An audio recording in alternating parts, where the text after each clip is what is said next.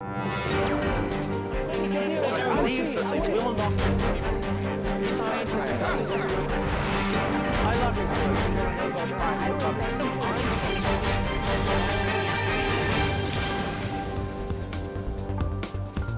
and welcome to CrossTalk, where all things are considered. I'm Peter Lavelle. Crisis averted, at least for now. Washington's dangerous and even irresponsible political circus has taken a time out, with Barack Obama still standing. However, neither the president nor Congress have much to be proud of. None of the core issues at the heart of this deadlock have been dealt with. Washington gridlock is just like a can being kicked down the road.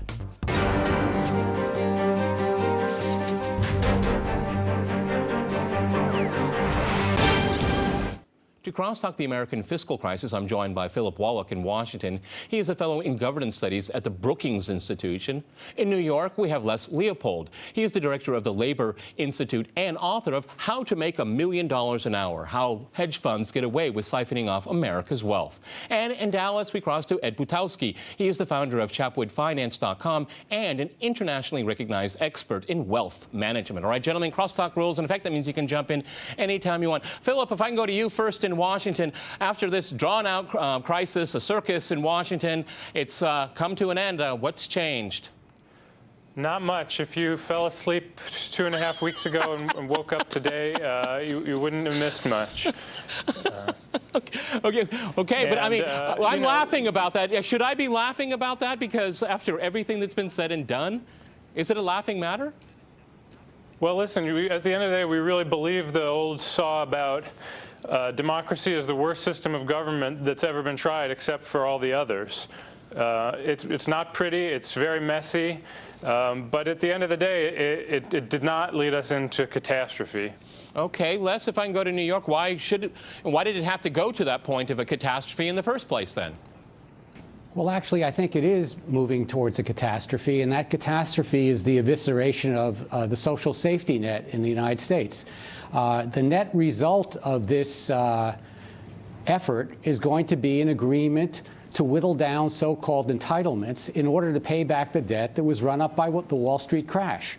So we're heading in the wrong direction, and this almost pseudo-crisis is pushing us further in that direction. Okay, Ed, do you want to weigh in on that? It's just a matter of time before we get back to the same place. Go ahead.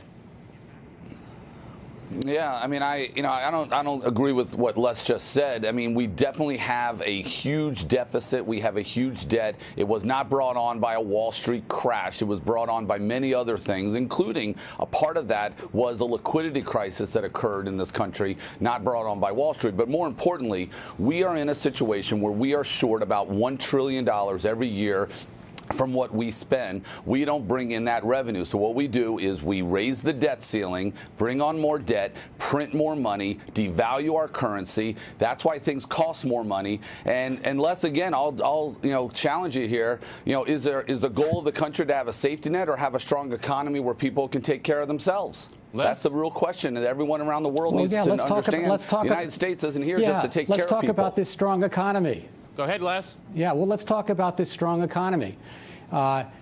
Since the crash of 2008, we have a really terrible economy. Yeah, come on, 95%. Wait a second. Hey, let Les reply. Go ahead, Les. Go ahead. Yeah, 95% of the growth that's taken place since the crash has gone to the top 1%, and the average wage of the 99% has gone up 0.4%. Nothing. Whereas the folks that you represent have gone up by 34%. We've got an economy that is running by and for the wealthy. That's hogwash. And hang on, now let's get to your debt questions. Why do we have such an enormous debt? We have the Bush tax cuts that went to the super rich. We have unfunded wars. We have a crash in the economy caused by Wall Street's unbelievable reckless gambling that now has increased social expenditures to take care of unemployed and decreased revenues. We have $13 trillion in bailout money that's gone to the financial community. And you're worried about entitlements that could take place 30 years from now? I think you have your priorities upside down. And I think most people in the world would say that we're operating by and for the...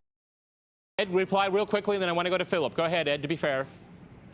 Look, I'll make it real quick because obviously the discussion is about that. But Les, you're very articulate. You're a very intelligent man. But your facts are absolute hogwash. You can sit there and throw those out left and right. But you know what? The show's not about that. But I will tell you, in another time, in another place, I'll be happy to talk to you about it. But stop continuing with this rhetoric because it's really not accurate. You can say it all you want, but it doesn't make it any truer. Okay. But Philip, if I can go to you, during this entire political circus in Washington, stock market wasn't really affected very much. People with enormous wealth weren't worried about it because, it doesn't really affect them, okay? I mean, if the government shuts down, so what? Well, I don't care. I have plenty of money. I can avoid all of government services. I don't need them. I mean, that's one of the huge disconnects that's happened in the political process and in the economy in the United States in the last 30 to 40 years. Well, first, let's be clear. So the shutdown was a partial shutdown of government. Essential government services were all kept going. Nobody missed their Social Security checks. The military didn't stop doing its job around the world. So it was a partial shutdown. And, yeah, lots and lots of people were affected, but others managed to go on pretty much normally with their lives. Now, I think everyone thought that if we had reached the debt ceiling and gone through the debt ceiling, that would have caused an economic catastrophe. But I think why you saw Wall Street not really getting too excited was they thought this whole negotiation was probably a farce. And it turned out they were right. It was the Republicans felt like they had to ask and ask and ask until finally they ran up against the deadline and they couldn't ask anymore, and then they would just let things go on the way they've been going, which either Ed or Les can get angry about from different directions, but is not leading us into any kind of immediate catastrophe. So I think it's easy to get overexcited about exactly just how perilous the situation was these last couple weeks. But we are postponing it. Les, if you can weigh in here, because it is this kind of postponing doomsday here. I mean, and I agree with Ed there on the debt level. I mean, you just can't keep going up and up. I mean, very serious questions have to be decided here. And yes, okay, go ahead, can. Les. You can keep pushing it up and up. Okay, go ahead. Yeah, if we had a financial transaction tax, so that Wall Street could pay just a little bit for all the damage they created. Right. And don't tell me that they didn't create damage. Don't tell me that we didn't run a fantasy finance economy that absolutely imploded, killed 6 million jobs in a matter of months. They haven't paid a dime for the damage they did. Now, a small financial tax, which would fall on Ed's clients, would more than make up for any kind of problem that we might have in 30 years with Social Security.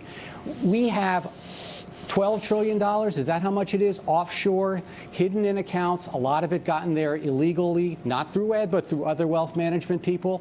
Oh, that my money God, is not Les, taxed. We have is everything a conspiracy to you? Well, I think these are known facts, Ed. It's not a conspiracy. Yes, I think there's been I think that, whoa. Go ahead, Les. Les, I think there's been a financial takeover. Wait, it's a known fact that most of that money is there illegally? Where did Wall Street? Whoa. Where's the haircut? How come Wall Street hasn't made a sacrifice? How come they're not contributing? How come we're paying back the debts that they ran up? This is happening here and it's happening in Europe. How come we bailed out these banks and allowed them to continue? Hey, where was the $150 billion in bonuses that were taken after we provided the TARP money? How come we let that happen? Now, Ed, you got to face up to reality. We are operating for the banking community now. Okay, and we're asked to tighten our belts. Why should someone... Let's be fair. Why should someone on food stamps have to sacrifice? Go ahead, Ed. Tax the rich. Why not? Go ahead. You guys can afford it. You can afford it. Go ahead. Yeah, tax the rich. I mean... Yeah, of course. Now, Les, there's so much nonsense that you are saying. I don't know which one to address first. But first of all, you tell me that there's money there illegally. Be very specific. What money is overseas illegally? And Peter, you said you agreed. I'd love to know what money's there illegally. It just hasn't been brought back, a lot of that money, because there is money there because of the heavy tax burden that they would face when they came back to the United States, when that money came back here. That's one. Two, the liquidity crisis didn't occur because of Wall Street. You have to learn your facts and understand why the liquidity crisis occurred. But you know what? That's not the point of the show. You're not, but look at you're not even close to the real world here. Am I going to finish talking? Go ahead, Ed. Am I going to finish talking? Go ahead, Ed. I let you talk. I'm going to finish talking. Go ahead, They securitized debt. Yes, no, fair enough. As soon as Fannie As soon as Fannie Mae securitized something, it became AAA rated. That's what happened when Fannie Mae backed any kind of instrument of any kind. So as soon as they did that, it became AAA rated. You could borrow 90% against a AAA rated government security. They used leverage. They sold them off. People borrowed against it. If Wall Street was such a terrible place, and if they were, if Wall Street was the problem, people would be going to jail, because I assure you that Obama and the Attorney General would be going after them. So the point is, you say this stuff and it's nonsense. The reality is we do have a debt ceiling problem, and the reason we have a debt ceiling problem is we have to print money, devalue our currency, and we're going to become like Japan, where they have 250% of their GDP is their debt. That's the problem that we're going to have. It is a problem, Les, and you got to learn. You don't know Wall Street, but you write books about it. You should go learn about it. Let me go to Philip here. Philip, does the U.S. have an economy? Does the U.S. have an economy directed towards the rich? Well, let me answer something that Ed said before I get to that. So I think, worrying about getting to levels of debt to GDP that Japan has right now, if we were actually headed there, that would really be something to be worried about. But that's just not what the data tells us. The recent projections by our nonpartisan Congressional Budget Office tells us that our debt to GDP levels are going to stay right around where they are for the next 10 years. And yes, they're going to gradually rise after that. We do need to look at ways to reform our entitlements so that they don't get out of control. But that's, again, not an immediate crisis this minute. And it's not right to say that whenever we raise the debt ceiling, we're somehow devaluing our currency. The debt ceiling is an American peculiarity. Most countries around the world do their business. Gentlemen, I have to jump in here. We're going to go to a short break, and after that short break, we'll continue our discussion on America's fiscal crisis. Stay with RT.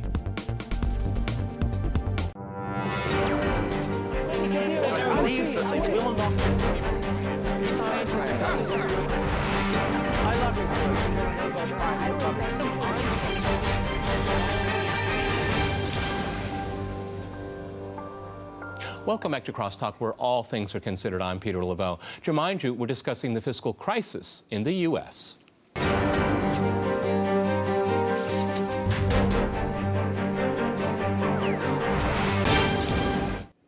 Les, if I can go back to you in New York, how much is this crisis an ongoing crisis, because they've only pushed out some of the deadlines here? How much does it have to do with ideology? I mean, is this over talked about here? Because, you'll have some people say it's the Tea Partiers, this is our last chance in the history of the United States to overturn the New Deal and the Great Society. I mean, in all kinds of things like that. I mean, how much does ideology play a role in it in your mind as the United States continues, and I said in the introduction of this program, kick the can down the road? Well, I think this is an artificial crisis. There is no current crisis going on, except for the fact that Wall Street is still not carefully regulated. And if you notice, the conversation in Washington is all about entitlements. It's no longer about Wall Street regulation. So we're seeing a continual drift towards a ideological direction that says the government is the problem, the private sector can handle all this stuff on their own. And we've just lived through a period where we let the private sector handle this all on their own, and they took down the global economy. Ed and I can debate a long time about the causes of that, but I am absolutely certain that the causes are basically a financial system run wild. That's still going on. We still have a system that not majority, but almost the majority of big banking in our banking centers is proprietary trading, gambling. And if that system crashes again, we're going to have another crisis. That's the crisis we need to be worrying about, not this fiscal crisis. I agree completely that this is something that we have years and years to work through. And once the wealthy start paying their fair share of taxes again, get rid of this ridiculous tax loophole called carried interest, which we have in the United States, that lets wealthy financiers pay a lower tax than everybody else. Once we start cleaning up that mess and dealing with taxes on the wealthy, we are not going to have a problem. I estimated if we had a financial transaction tax in the United States, a small sales tax on buying and selling of government bonds and stocks and derivatives and such, we could finance free higher education at every public college and university in the country. We could enter the rest of the industrialized world and provide education for our people instead of putting our kids into $1 trillion worth of debt. This could all happen if we focus on the correct crisis, which is a banking community run wild. Okay, That's the crisis, all right, okay. If I can encapsulate, Ed, you're the problem, okay? I say that, you know, in good spirits here, but I mean, again, you know, it gets down to unregulation. That you guys just, you know, it's the system is there for you to make money, and if you can't make money with it, forget it. You cast it aside. Right. Go ahead, Ed. It takes a lot to get me speechless, but Les, congratulations, because I don't know how to react to what you just said. I've never heard such a pile of you-know-what in my life.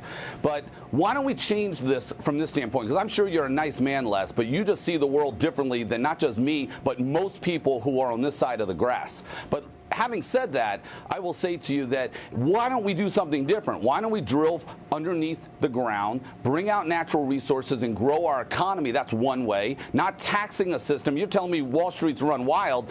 I got to tell you, I spend about 25% of what we make here on regulations and making sure that, you know, with our audits and so on and so forth. I mean, it's ridiculous how much government is overwhelming us, and you want more government, and you're trying to say that Wall Street is the problem. Well, furthermore, also, I need to bounce back over to something Phil was saying. Phil, the reason that we come up $1 trillion short every single year, the reason that our deficit, or excuse me, our debt is a problem today is that we have to print money and issue debt to countries that don't really like us, and that devalues our currency. That's why your costs when you go to the grocery store, no matter you're in Washington, Les, you're in New York, I'm in New York and Washington every week, it seems to be. I know how much things are going up in costs. That happens because of our deficit today, not something that might happen down the road, because it's a problem down the road too. Ed, and Phil, I do appreciate your facts, well then, Ed, shouldn't you want to Yes. pitch, you want to, you know, contribute to getting that deficit down? You and your clients, would you contribute to that? We do every day. Matter of fact, this fair share thing, Les, is ridiculous. The top 10% of wage earners pay 60 to 65% of all federal income tax into the system. What's not fair about that, Les? Tell me. Okay, but all right. Ed, do you pay the carried interest? Do your clients pay the carried interest? Tell me, Les, take advantage of the carried interest loophole? What's not fair about that number, Les? Hang on. Whoa. Most people Why do don't we have a carried carried interest loophole? Do we? We don't have it? Most people don't take advantage of carried interest. Answer the question very specifically. Why is it that you're telling me the top 10% who pay 60 to 65% of all federal income tax, that's not fair? Answer that question. You want to give it a Okay. If you make in 1 hour. Well, let me jump in if I could. I mean, all right, actually, come on, gents, let's be question. fair. I'll go back to you in a second. Philip, go ahead, weigh in. Fair time, everyone. That's no problem. No problem. Fair time. I just want to say you know, when we say they talk about just the income tax, it's not as if the income tax is even a majority of all the taxes paid in the United States. There's a lot of other taxes. Thank you. The rich could pay more. Right. But let me say, it's again, countries that don't really like us buying our debt, well, they buy our debt because they like our debt, and we get great rates for it right now. We pay historically low interest costs on our borrowing right now, and if China doesn't like that, you know, they just collect their interest like every other bondholder. They don't have any special leverage over us by holding our bonds. Okay, Les, you want to jump in? Go ahead, Les. Well, I'm almost speechless, but not quite. We're suffering. We're suffering not from inflation, as Ed points out. We're suffering from debt deflation. We have a collapsed economy where prices are not going up nearly enough to produce enough demand in the economy so that people can be put back to work. We have the highest level of sustained unemployment since the Great Depression, and yet the top 1% are making more money now than they ever made before. We have a situation right now in New York where a hedge fund person, in 1 hour, in 1 hour makes as much money as the average family makes in 47 years. And you're telling me that person can't pay more taxes? Please. Okay. All right, no, come on, fair time, everyone. If you go out into the real, well, that's the question. If you go out into the all right, ask. If you go out into the real world and you ask people whether they think Wall Street is a problem, I think they would agree with me that Wall Street is a problem. Ed, go ahead. I will tell you, I'm in the real world. I don't know what world you're in, Les, but the real world, they want the economy going. They want their wages going higher. They want prices lower. And that's the world I live in. I see it every day. I don't know where you are in terms of what you're seeing and how you're seeing that. And if that guy makes that money on Wall Street, congratulations. He earned it. And if people didn't give him money to manage, he wouldn't have made it. So you know what? That's what this country's about, Les. It's not about building a security blanket. It's not about the way you see this world. One day I'll come to New York, we'll sit down, and I will help you, because I think there's a triage situation here, Les. I really do. Okay, Philip, do you like the binary of too much government, too little government? Because that's how it's sold quite a bit of the time. I mean, from Ed's perspective, there's too much government, and I think, if I can be fair, Les would think that there should be certain social structures that the state should be responsible for towards the majority of citizens. Go ahead, Philip. Well, listen, you can argue about too little or too much. Really, we want smart government programs and smart government regulation. You know, I think some things about financial regulation have really improved since the crisis. You know, we're having much more strict capital requirements for our big banks, so they're less likely to need government help in a liquidity crisis, as Ed says. Our banks are considered much safer than the ones in Europe. And let me just say something about the inequality issue that's getting talked about so much. That's a global trend. That's not something unique to the United States of America. We see middle-class people struggling all over the globe and struggling to find their place in a 21st century economy. So, yeah, we really do need to think about solutions to help the middle class get ahead, but just blaming it all on something peculiar about America doesn't make much sense when it's a global trend. That's a very good point, Les. What do you think? I agree. Well, Les, go ahead, Les. The numbers I look actually suggest that the United States inequality is growing faster and is larger than what's going on in Europe, especially in Northern Europe. And the second question is that there is a second observation is there's a real difference between the financial economy and what economists call the real economy. And what we have now is a financial economy that's starting to dwarf the real economy. And it's actually acting what economists call, it's extracting rents from the real economy. In other words, it's ripping off the real economy. It's not producing value. So what you're having is a situation where you have a larger and larger percent of the economy not producing real value. That's guaranteed to produce an economic crisis. So if we want a healthy economy, we have to tame Wall Street. We have to bring it down to size. We can't let the banks continue to get larger and larger. They're larger now than they were before the crisis. They're even, if there is another crisis, we're going to have to bail them out again. Okay, I want to be fair to everyone here. Ed, you got 30 seconds. You got the last word here. Again, it's the financialization of the economy. That's the problem. Go ahead, Ed. Yeah, I don't know what Les just said or what he was attempting to say. I can just tell you that the way we're going to get the middle class going is by growing the overall economy. You're going to do that by cutting taxes across the board, stimulate the economy, grow the tax base. That's how you grow economies. You don't grow economies by taxing it like Les would have. Okay, gentlemen, that fascinating discussion. We've run out of time. Many thanks to my guests in Washington, New York, and in Dallas. And thanks to our viewers for watching us here at RT. See you next time, and remember, crosstalk rules.